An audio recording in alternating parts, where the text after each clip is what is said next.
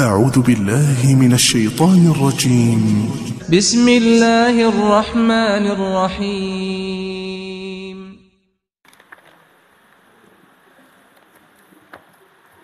بسم الله الرحمن الرحيم. السلام عليكم ورحمة الله وبركاته. الحمد لله على فضله وإحسانه وأشكره على توفيقه وامتنانه وأشهد أن لا إله إلا الله وحده لا شريك له تعظيما لشأنه وأشهد أن محمدا عبده ورسوله داعيا إلى رضوانه. اللهم صل وسلم على نبينا وحبيبنا ومولانا وسيدنا محمد صلى الله عليه وسلم وعلى آله وأصحابه ومن تبعهم بإحسان إلى يوم الدين. وقال الله تعالى في كتابه الكريم: يا أيها الذين آمنوا اتقوا الله حق تقاته ولا تموتن إلا وأنتم مسلمون. وأن أصدق الحديث كتاب الله وخير الهدى هدى محمد صلى الله عليه وسلم وشر الأمور محدثاتها وكل محدثة بدعة وكل بدعة ضلالة وكل ضلالة في النار. Ma'asyiral muslimin rahimani wa rahimakumullah. Alhamdulillah, malam hari ini kita kembali dipertemukan oleh Allah dalam majelis yang mulia ini, majelis yang mana kita mempelajari ilmu yang dengan ilmu tersebut bisa mendekatkan diri kepada Allah Subhanahu wa taala, yang dengannya pula kita bisa menjaga diri kita dari fitnahnya kehidupan dunia ini. Seperti yang kita pelajari saat ini, kita sedang mengkaji kitab salah satu bagian dari Sahih Bukhari, kitab yang masyhur di kalangan kaum muslimin. Kita mengambil salah satu tema yang beliau ambil, yaitu Kitabur Riqaq, yaitu kitab pelembut hati, yang dengannya Imam Bukhari mengingatkan kepada kita tentang hal yang bisa melunakkan hati kita. Karena hukum asalnya kehidupan dunia ini ya khadiratun fulwah, hijau dan juga manis, banyak menggelincirkan manusia, banyak membuat kita lalai dari tugas-tugas pokok kita, sehingga perlu adanya kita mengingat kembali hakikatnya. Apa hakikat kita hidup di dunia ini? Bahwasanya kita punya kampung halaman yang asli, yaitu kampung akhirat, dan kita statusnya di dunia ini sedang merantau, seperti halnya seperti itu. Jadi kita suatu saat akan kembali ke akhirat, dan kita di dunia ini sedang mendulang amal, mencari bekal sebanyak-banyaknya untuk meraih tempat di akhirat. Makanya itu jangan kita lupakan, bahwasanya poin utama bab pertama yang dulu kita kaji, bahwasanya tidak ada kehidupan yang hakiki kecuali kehidupan di akhirat. Ini yang harus kita tancapkan dalam diri kita, sehingga bagaimanapun sibuknya kita dengan kehidupan dunia, bagaimanapun hiruk pikuknya dunia ini, tidak melalaikan kita dari kesadaran bahwasanya hidup di dunia ini hanya sementara, dan kehidupan yang hakiki yaitu kehidupan di akhirat. Ini yang harus kita camkan betul. Selalu kita ingatkan, karena banyak dari kita lupa. Mayoritas waktu kita 24 jam itu banyak kita gunakan untuk mencari dunia. Bekerja itu ya, porsi bekerja banyak, mengambil waktu kita banyak yang bekerja. Makanya jangan sampai kita melupakan. Kita melanjutkan pembahasan selanjutnya. Seperti kita sedikit menyinggung bahwasanya pembahasan tentang hilangnya atau perginya, wafatnya orang-orang soleh, di situ Imam Bukhari mengambil hadis bahwasanya semakin kesini umat Islam itu semakin kualitasnya semakin menurun. Begitu banyak ulama-ulama yang di situ diambil oleh Allah. Ini sunatullah, bahwasanya para orang-orang alim ini semakin banyak yang diambil oleh Allah, sehingga pada umumnya atau mungkin kebanyakan mayoritas dari kaum muslimin ini termasuk khusalah kemarin.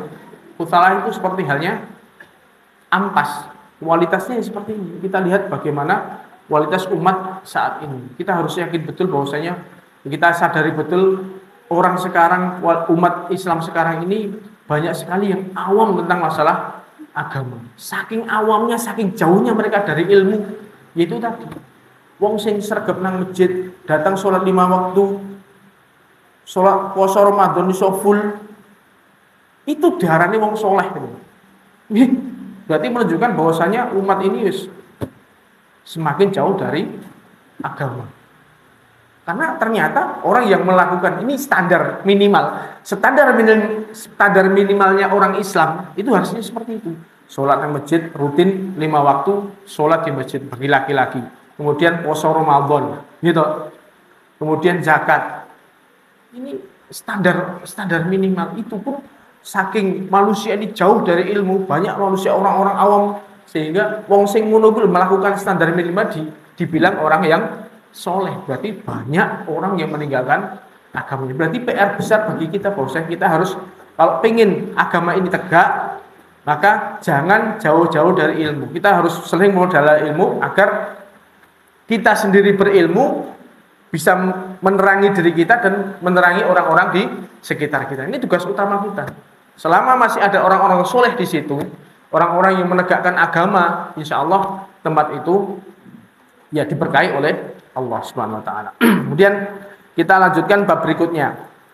Babu mayuttaqa min fitnatil mal. Bab yang harus diwaspadai dari fitnahnya harta. Jadi harta itu bisa menjadi fitnah, termasuk salah satu fitnah yang besar yaitu fitnah dari harta. Siapa yang terfitnah? Ya orang-orang yang punya harta. Wa qaulillahi ta'ala, Imam Bukhari kemudian meletakkan sebuah ayat dari Al-Qur'an surat At-Taghabun ayat 15. Innama amwalukum wa auladukum fitnah. Sungguhnya harta-harta kalian dan anak-anak kalian itu adalah fitnah. Jadi salah satu fitnah terbesar bagi seseorang itu adalah yaitu fitnah harta dan juga fitnah anak-anak. Karena dua-duanya ini bisa menggelincirkan seseorang. Orang yang terfitnah dengan hartanya. Kenapa disebut fitnah? Fitnah itu adalah ujian. Ujian yang di situ jika bisa harta itu bisa membuat seseorang amalannya bisa menjadi pol, bisa mengangkat derajat seseorang, mengangkat derajat dia di akhirat kalau dia bisa memanfaatkan hartanya dengan baik, atau bisa juga menggelincirkan seseorang itu ke dalam neraka jahanam. Itu namanya fitnah, itu seperti itu.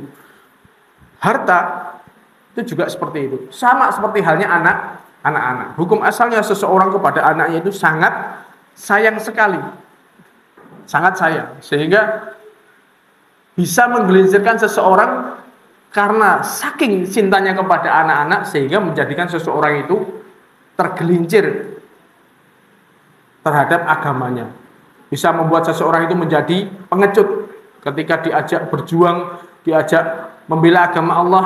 Karena sayangnya kepada anaknya membuat dia menjadi pengecut. Bisa juga membuat seseorang menjadi bakhil. Karena cintanya kepada anak, pengen bagaimana anaknya itu pengen urip istilahnya kecukupan, sehingga membuat dia itu pelit.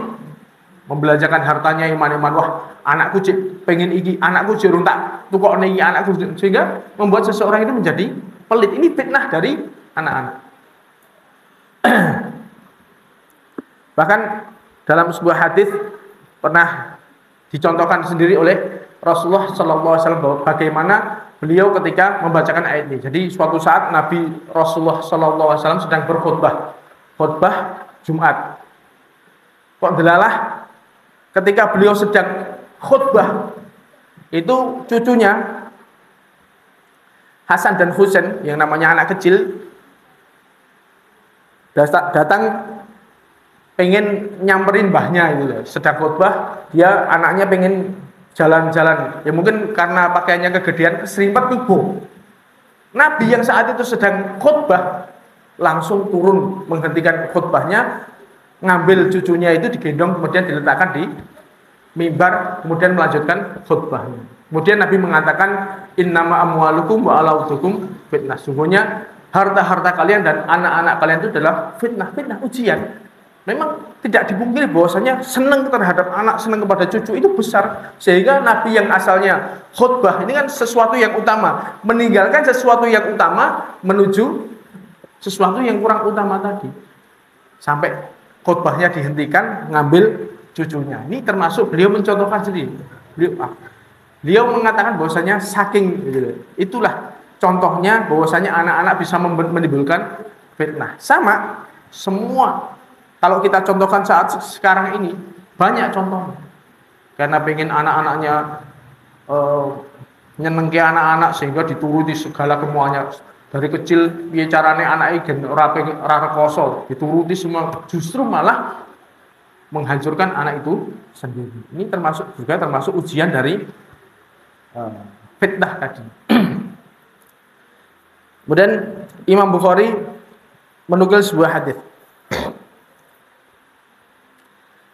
Hadatsana Yahya bin Yusuf akhbarana Abu Bakar an Abi Hasin an Abi Salih an Abi Hurairah radhiyallahu anhu qala Rasulullah sallallahu alaihi wasallam, Nabi bersabda, ta'isa abdud dinar wa dirham, celaka hamba dinar dan dirham, wal qatifah, dan hamba qatifah itu kain yang lembut. Kain yang lembut yang di situ digunakan untuk sebagai alas, entah itu sofa, permadani, karpet yang nyaman gitu. Pokoknya kain yang digunakan untuk alas. Wal khamisah, dan khamisah itu kain yang dipakai. Jadi kain yang digunakan untuk pakaian.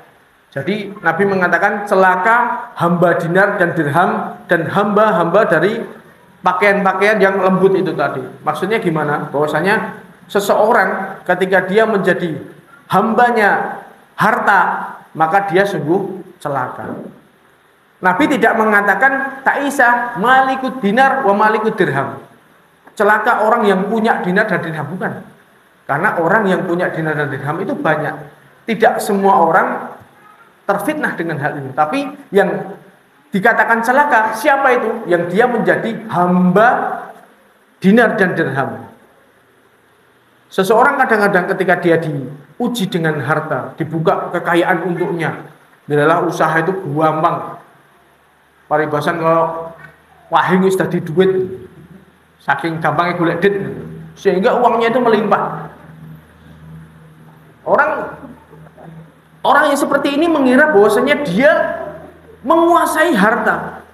Tapi pada hakikatnya kita lihat ternyata banyak dari mereka yang justru menjadi budaknya harta tersebut. Karena saking enaknya dia menikmati harta, dia pengen istilahnya bisa memanfaatkan, ngecak nih harta itu sekehendaknya dia, sehingga dia umpama harta menyuruh dia untuk memutuskan silaturahim akan dia lakukan. Geger karo sedulure urusan bondo.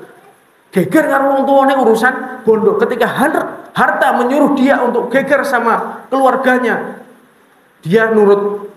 Umpama harta menyuruh dia untuk dia meninggalkan sholat, dia nurut. Golek donya sampai meninggalkan sholat, lali maca Quran, lali ibadah. Ada seperti itu.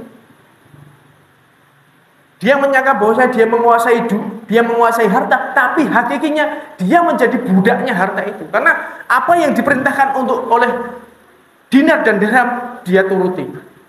Ketika dinar dan dirham menyuruh dia untuk menghalalkan segala cara bisnis dengan bisnis yang haram, wis yang penting aku oleh duit, dituruti.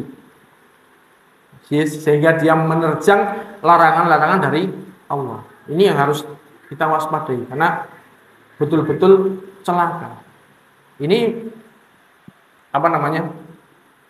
Orang-orang seperti ini yang terfitnah dengan harta ya orang yang punya harta. Makanya nek wong sing duite pas-pasan ya insyaallah enggak sampai seperti ini.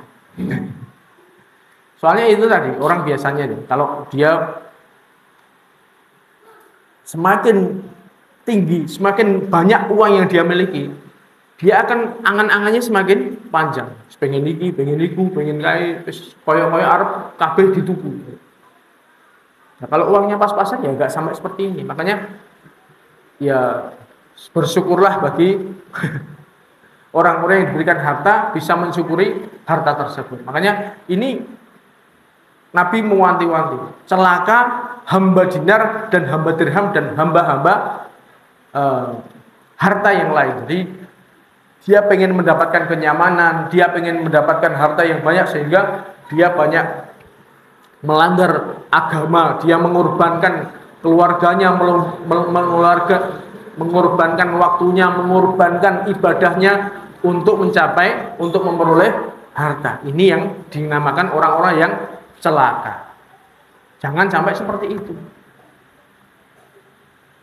Karena harta itu sudah dicatat oleh Allah, sudah dapat jatahnya masing-masing.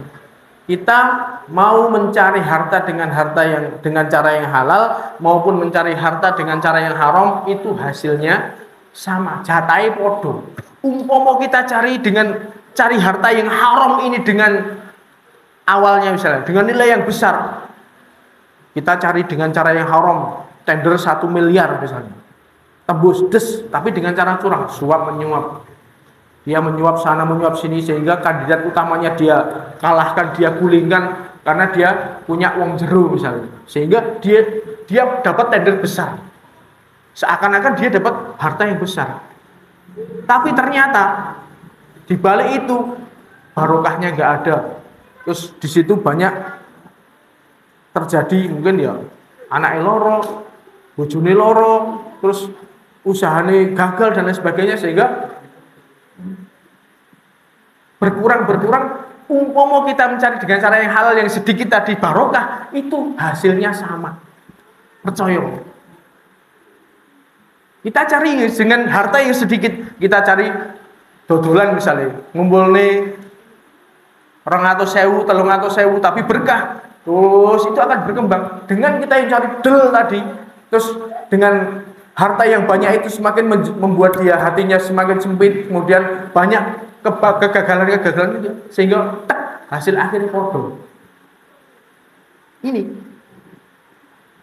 hakikinya seperti itu. Makanya kita harus betul-betul yakin bahwasanya harta Allah itu sudah memberikan jatah kita rezeki. Jangan terpengaruh dengan jumlah yang banyak, karena belum tentu jumlah yang banyak ini akan berbarokah. Soalnya kita tahu bagaimana ya, kalau jenengan sudah berkecimpung mungkin di dunia bisnis, hampir tidak ada sebuah proyek yang di situ murni, itu hampir nggak ada. Mesti ya nganggo ngono kuwi, nyogok rene, nyogok rono. Terus kong kalingkong lah nganggo dan lain sebagainya. Ya, jangan terpengaruh dengan jumlah yang banyak, karena belum tentu jumlah yang banyak itu akan menjadi berkah. Ini harus kita perhatikan, karena fitnah harta itu sungguh sungguh menggiurkan. Ciri-cirinya gampang kita mencorok. Kalau kita menganalisa, apakah harta kita ini harta yang benar apa enggak? Ya wis, kita lihat hasilnya aja. Dengan kita mendapatkan harta yang kita cari saat ini, apakah menjadikan kita semakin taat kepada Allah, menjalankan ketaatan itu mudah, atau kita bersilaturahim, kita rajin bersedekah? Kalau caranya seperti itu, hasilnya seperti itu, berarti harta kita berkah. Tapi kalau enggak, kita hasilnya ukeh, tapi membuat kita tuh semakin pelit, karo wong tua pelit, karo tonggo pelit, semakin membuat kita zalim kepada orang, semakin membuat kita merendahkan orang lain, itu tanda-tanda bahwasanya bisa jadi harta kita itu gak berkah. Makanya ini kita harus aware itu apa ya? Perhatian betul terhadap apa yang kita cari. Jangan sampai fitnah hartawa ini bisa menggelincirkan kita. Memang dunia itu memang itu tadi khulwatun khadiratun dan khulwat. Hijau dan dipandang enak, dirasake yo enak. Jangan terperdaya. Makanya Nabi mewanti-wanti, dan orang yang tergelincir masalah ini betul-betul menjadi orang yang celaka. In u'tiya, itu tadi ciri-cirinya hamba dunia tadi, hamba harta, in u'tiya ridha wa illam yu'ta lam yurda. Jika dia diberi, dia ridho. Kalau dia nggak diberi, dia mengeluh. Seperti itu. Seperti halnya dalam surat Al-Fajr itu. Fa ammal insanu idza mabtalahu rabbuhu fa'akramahu wa na'amahu fa yaqulu rabbi akraman.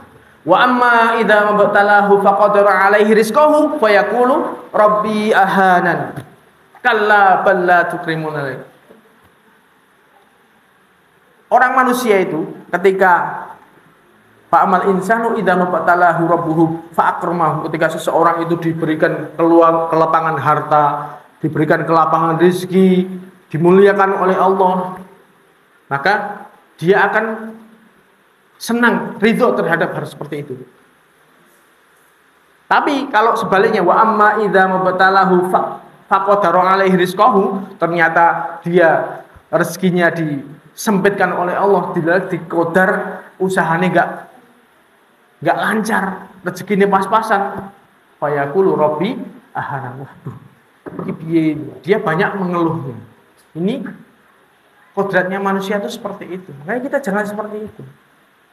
Kita harus merasa qanaah, merasa cukup terhadap apa yang Allah berikan kepada kita. Jangan seperti halnya ini. Kalau dikasih ridho, kalau nggak dikasih dia mengeluh. Kemudian setelah itu tentang fitnah harta, Imam Bukhari menyebutkan empat hadis yang semakna, yang diriwayatkan dari beberapa sahabat. Saya bacakan hadisnya. Hadis yang pertama, hadatsana Abu Asim an Ibni Jurayj an Atha qala sami'tu bin Abbas radhiyallahu anhuma yaqul. Hadis ini dari Ibnu Abbas. Dia berkata, sami'tu Nabi sallallahu alaihi wasallam yaqul, Nabi berkata, lau kana li bani Adam wadiyan min malin labtagha salisan. Seandainya anak Adam itu punya 2 lembah dari harta. Wih, oke. Kemudian punya lembah, 2 lembah. Jati kuwong kono, sing sebelah kono neh, di sini bondone dhek etok misalnya. Itu pun dia enggak merasa cukup. Dia akan labtagha salisan, dia akan mencari lembah yang ketiga. Wala yamla'u jawfa bani Adam illa turab. Tidak ada yang memenuhi rongganya anak Adam kecuali dengan tanah. Nek wis mati lagi leren. Tapi selama dia belum mati, dia semangat terus mencari harta, mengumpulkan hartanya. Dia bisa mencari 2 lembah, disik pengin golek yang ketiga. Wa yatubullahu alaman tab. Allah menerima tobatnya orang-orang yang bertobat. Ini hadis yang pertama. Kemudian hadis yang kedua, hadatsana Muhammad akhbarana Mahlad akhbarana Ibnu Jurayj qala sami'tu Atha yaqulu sami'tu Ibnu Abbas yaqulu sami'tu Rasulullah sallallahu alaihi wasallam yaqul. Nabi bersabda, lau anna li bani Adam misla wadin malan. Seandainya anak Adam itu punya 1 lembah dari harta penuh, sak lembah itu isinya penuh dengan harta, la habba annalahu ilaihi mislahu. Dan dia akan mencari lembah berikutnya. Terus padahal dia punya harta yang sak lembah penuh dengan hartanya dia. Dia akan mencari lembah yang kedua. Wala yamla'u aina bani Adam illa turab. Tidak ada yang memenuhi matanya anak Adam kecuali tanah. Makanya selama dia bisa mencari hartanya, matanya itu ngincer bondo terus sampai mati. Itu sifat anak Adam. Ini hadis yang kedua dari Ibnu Abbas. Kemudian hadis yang ketiga, hadatsana Abu Nuaim, hadatsana Abdurrahman bin Sulaiman bin Wasil an Abbas bin Sahal ibni Sa'ad qala sami'tu Ibnu Zubair alal mimbar. Jadi Ibnu Zubair ini sahabat yang ketiga yang meriwayatkan. Ibnu Zubair pernah berkata di atas mimbar ketika di Mekah. Fi khutbatihi, di dalam khutbahnya. Jadi Ibnu Zubair ketika dia berkhutbah dia mengatakan yaqulu ya ayuhan nas, wahai manusia, inna Nabi sallallahu alaihi wasallam kana yaqul, bahwasanya Nabi pernah berkata, lau anna bani Adam u'tiya wadiyan mal'a min dahabin, seandainya anak Adam itu punya 1 lembah penuh dengan emas. Emas loh padahal.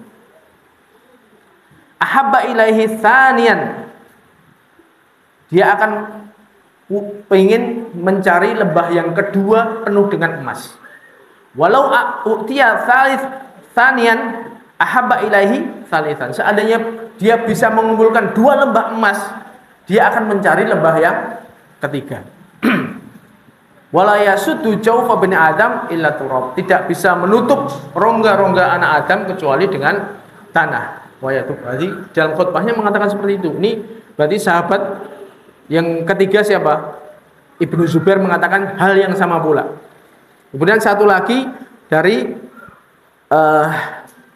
Anas bin Malik juga mengatakan hal yang sama pula. Jadi hadis tentang sifat anak Adam, kalau anak Adam itu punya 1 lembah dari harta maupun dari emas ataupun dari perak, dia akan mencari lembah berikutnya, dia akan jadi semangatnya mencari harta itu akan terus menerus sampai dia mati. Itu sifat anak Adam itu seperti itu. Dan ini yang meriwayatkan adalah dari 4 sahabat, dari Ibnu Abbas, kemudian Abdullah bin Zubair, Ubay bin Ka'ab, kemudian Anas bin Malik. Berarti sampai ada 4 sahabat meriwayatkan dengan redaksi yang berbeda-beda. Ini menandakan bahwasanya Nabi sering menasihatkan hal ini. Berarti Nabi ketika pas ketemu, pas kumpul-kumpul sama sahabat sana ngomong seperti ini. Anak Adam ini jangan. Terus ini terus pas kesana lagi juga ngomong seperti itu lagi, sehingga banyak sahabat yang meriwayatkan seperti ini. Berarti menandakan bahwasanya Nabi sangat memperingatkan hal ini kepada sahabat-sahabatnya. Dan itu sifat dasar anak Adam itu seperti itu. Dia akan terus lapar mata untuk mencari harta. Kapan mari ini? Nek wis mati. Kalau dia sudah mati baru dia berhenti. Sampai saking seringnya Nabi mengatakan hal ini, sahabat itu sampai bingung. Iki jane ayat apa dudu tuh? Saat itu kan Quran belum dicukupkan. Sampai sahabat itu mengira bahwasanya ini adalah ayat Al-Quran. Sehingga Anas bin Malik mengatakan, An Ubay qala kunna nara hadza minal Quran. Kami mengira bahwasanya nasihat Nabi ini, anak Adam itu kalau punya 1 lembah, dia akan mengumpulkan lembah kedua. Kalau punya lembah kedua, dari hartanya dia akan mengumpulkan lembah kedua. Kami mengira bahwasanya itu adalah ayat Al-Quran. Saking seringnya Nabi mengulang hal ini, sampai kemudian Allah menurunkan Alhaakumut Takatsur. Baru kami tahu, oh berarti yang nasihatnya Nabi itu bukan Al-Quran. Yang Al-Quran mana? Surat At-Takatsur. Alhaakumut Takatsur. Sikap berbanyak-banyakan itu sehingga melalaikan manusia. Alhaakumut Takatsur hatta zurtumul maqabir. Kapan berhentinya sifat berbanyak-banyakannya manusia itu? Ketika sudah mati. Dan ini selaras. Dan kita tahu hal yang seperti ini. Manusia itu punya sifat yang pengen berbanyak-banyakan terus. Jadi pengen iki kurang iki, apalagi ditambah lagi dengan tanafus, berlomba-lomba. Wis golek kemringet paribasan, wis tele-tele golek bondo. Dilah nonton kancane muncul, wis pengen meneh, oyak-oyakan terus karo kancane. Kae duwe motor, aku kudu duwe ya. Seperti itu. Wis lapar mata isi ditambah lagi dengan sifat tanafus tadi. Pengen unggul. Lengkap sudah.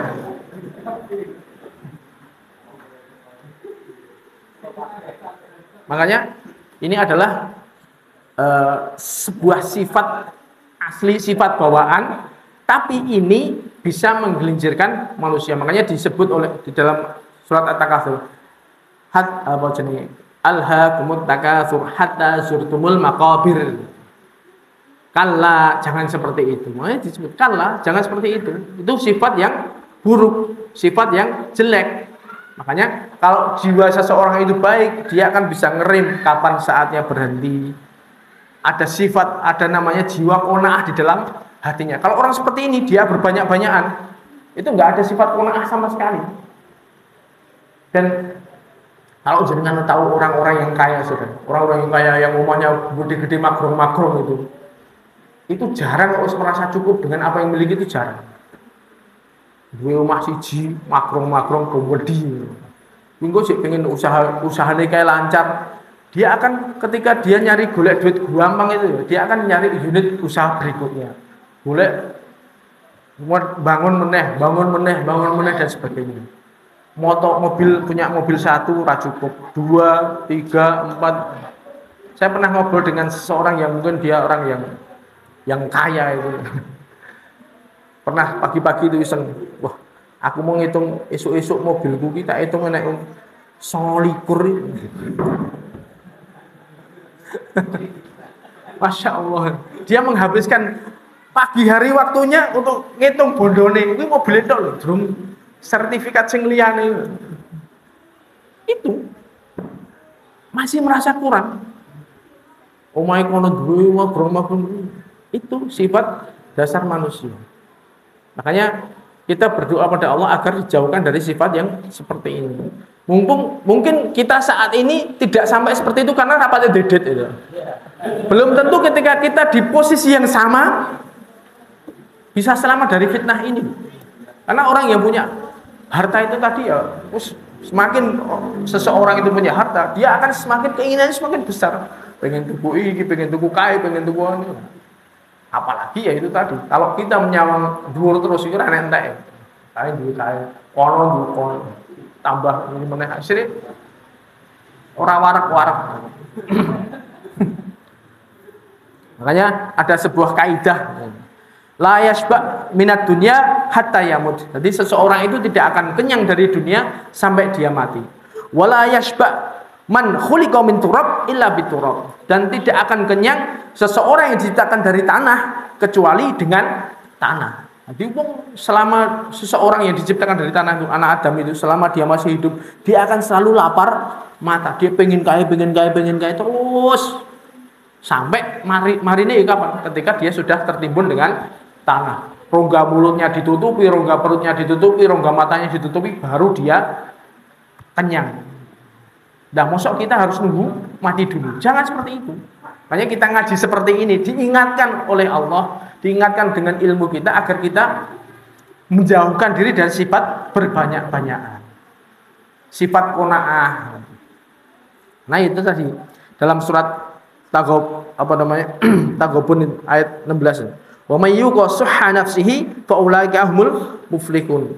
Barang siapa yang terjaga dari tamaknya jiwanya, fa ulaika humul muflihun. Barang siapa yang dia bisa menjaga dari sifat tamak, maka dia termasuk orang-orang yang beruntung. Karena orang yang bisa qanaah ini luar biasa. Qanaah ini tidak bisa kita cari di pinggir jalan, kita warisi dari seorang, nggak bisa. Qanaah ini betul-betul pemberian dari Allah dan kita minta kepada Allah. Qanaah itu apa? Qanaah itu adalah nerimo ing pandung. Sifat ini gampang diucapkan tapi prakteknya susah. Yaitu tadi, kita menerima dengan apa yang Allah berikan kepada kita. Nek memang jatai lagi duwe pit, ya wis qanaah aja. Ya wis berarti rezekiku ya semene. Jangan sampai dia selalu mengangan-angan apa yang belum dia miliki. Kuatnya lagi tuku pit, pengennya pit motor terus, sehingga dia akan menghalalkan segala cara ini yang tidak boleh. Utama dia artinya semakin kerdil. Dan kita lihat dunia sekarang ini, medsos terutama, konten-konten yang ada di YouTube itu memamerkan gaya hidup orang-orang yang pamer harta. Rumahnya si fulan harganya 2 miliar, tampilannya seperti ini usahanya ini, enak kolam renang enak dan itu semakin banyak pamer-pamer harta seperti itu, followernya semakin banyak, sehingga orang semakin seperti itu, membuat orang itu susah qanaah. Asalnya orang itu ngontrak misalnya, terus bisa beli rumah itu sudah syukur, omahe ya cilik-cilikan. Tapi dengan melihat dia konten, si fulan artis fulan iki omahe magrong-magrong gede, mobil pirang-pirang. Dengan nonton seperti itu dia akan mengecilkan nikmat Allah yang diberikan pada kita. Omah aku cilik mentok. Ya Allah. Maka belajarlah atau berdoalah kepada Allah agar kita diberi sifat qanaah, merasa cukup dengan apa yang kita miliki. Ya wis lah. Allah memberikan cukupnya seperti ini, ya kita berusaha mensyukuri apa yang ada. Jangan itu tadi berbanyak-banyakan itu tadi, karena itu akan menghancurkan kita. Kemudian Allah Nabi menutup nasihatnya tadi dengan 4 hadis tadi dengan kalimat yang sama. Wa yatubullahu alaman tab. Allah akan menerima tobatnya orang-orang yang bertobat. Berarti hukum asalnya orang yang berbanyak-banyakan itu, meskipun itu sifat dasar manusia, tapi hukumnya dosa. Jadi kok pengen dia sifat tamak itu tadi, pengen bola iki, pengen itu, kalau dituruti hawa nafsunya itu hukumnya dosa. Makanya kemudian Nabi mengatakan wa yatubullahu man tabat. Allah menerima tobat bagi orang-orang yang bertobat. Meskipun anak Adam punya 2 lembah, pengen mengumpulkan lembah yang ketiga, ketika suatu saat di akhir hidupnya dia sadar, dia tobat, Allah menerima tobatnya. Berarti hukum asalnya wong ngono kuwi jane dosa. Dosa dia. Punya sifat pengen berbanyak-banyakan itu adalah dosa. Tapi Allah menerima tobat. Ini berarti Allah mengajarkan atau Nabi mengajarkan kepada kita tentang sifat qanaah. Bagaimana kita seharusnya bersikap dengan harta yang kita miliki. Kemudian bab selanjutnya yaitu bab ke-11. Babu qauli Nabi sallallahu alaihi wasallam, hadzal mal khadiratun khulwah. Nabi pernah bersabda bahwasanya harta ini adalah hijau dan juga manis. Enak dipandang, kemudian dirasane yo manis tenan. Omah gede ditonton yo enak. Mau manggon tenan yo penak tenan rasane. Mobil apik nih lho, disawang yo nyenengke, ditumpaki yo penak. Ngene mboten? Sama. Hakikatnya harta itu seperti khadiratun khulwah, disawang penak, dirasake yo penak. Kemudian Imam Bukhari membawakan sebuah ayat, Zuyyin, surat Ali Imran itu. Zuyyina lin-nasi hubbus syahawati minan nisa wal banin wal qanatil muqantari minadh dhahabi wal fiddah wal khailil musawwamati wal an'ami wal harf dzalika mata'ul hayatid dunya. Jadi mata'ul dunia, kenikmatan dunia itu bisa dijelaskan dalam surat Al Imran itu, manusia itu suka dengan syahwat dari lawan jenis, nisa lawan jenis, kemudian anak-anak, harta, emas dan perak, kemudian tunggangan yang enak, khailil musawwamah, hewan ternak dan juga tanaman. Jadi orang biasanya ya senang terfitnah dengan hal-hal yang ini, dengan lawan jenisnya bagaimana, kemudian dengan harta dia akan zuyina itu dihias-hiasi. Orang itu senang dengan merasakan seperti itu. Dan itu manusiawi. Zuyina dzalika mata'ul hayatid dunya. Inilah kesenangan kehidupan dunia ini. Interaksi dengan lawan jenis, kemudian dengan harta, tunggangan yang enak, kemudian ada sebagian orang yang senang tanggur-tangguran, senang ingon-ingon. Ini semuanya adalah kesenangan dunia. Dan hakikatnya itu tadi khadiratun khulwah, dipandang enak, dirasakan juga nikmat. Kemudian Imam Bukhari membawakan sebuah hadis, hadatsana Ali ibni Abdullah hadatsana Sufyan qala sami'tu Zuhri yaqulu akhbarani Urwah wa Sa'id bin Musayyib an Hakim bin Hizam qala. Dari Hakim bin Hizam. Hakim bin Hizam ini adalah ponakannya Khadijah. Khadijah itu istri pertama Nabi Muhammad SAW. Hakim bin Hizam ini adalah ponakannya.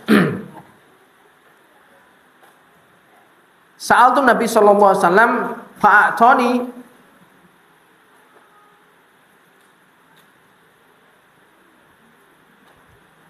saya jadi Hakim bin Hizam cerita pada saat perang Hunain itu ya perang yang mana Nabi mendapatkan harta yang banyak, jarahan yang banyak, harta yang berlimpah.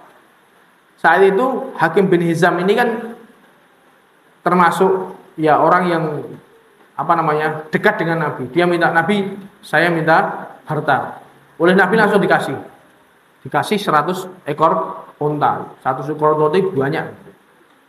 Summa sa'altuhu fa'atoni. Saya minta lagi Nabi, dikasih lagi. Blek.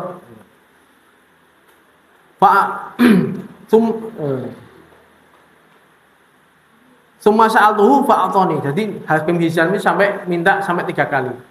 Wahai Nabi, saya minta harta. Karena saat itu hartanya banyak dan bagian Nabi juga banyak, otomatis kan. Bagiannya Nabi itu adalah 1/5. Nabi dapat bagian banyak nih. Diminta sama Hakim bin Hizam, Nabi saya minta harta, dikasih 100 ekor unta. Minta lagi, dikasih lagi 100 ekor unta. Minta lagi, dikasih lagi 100 ekor unta. Jadi 300 ekor unta sekali satu majelis. Jadi kan itu harta yang banyak sekali. Karena memang saat itu jarahannya banyak. Kemudian ketika Hakim bin Hizam ini sudah berhenti, nggak minta lagi. Kemudian kemudian Nabi menasehati. Jadi Nabi nasihat setelah Hakim bin Hizam ini minta, dikasih. Setelah dia udah nggak minta lagi, dikasih nasihat. Wahai saudaraku, hadzal mal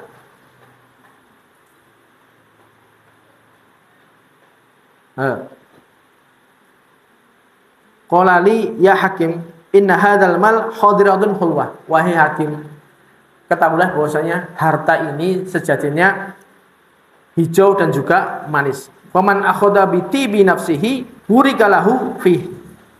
Barang siapa yang mengambil harta ini dengan tidak tamak, maka harta itu akan diberkahi. Waman akhadahu bi isyrafi nafsihi lam yubarik lahu fi.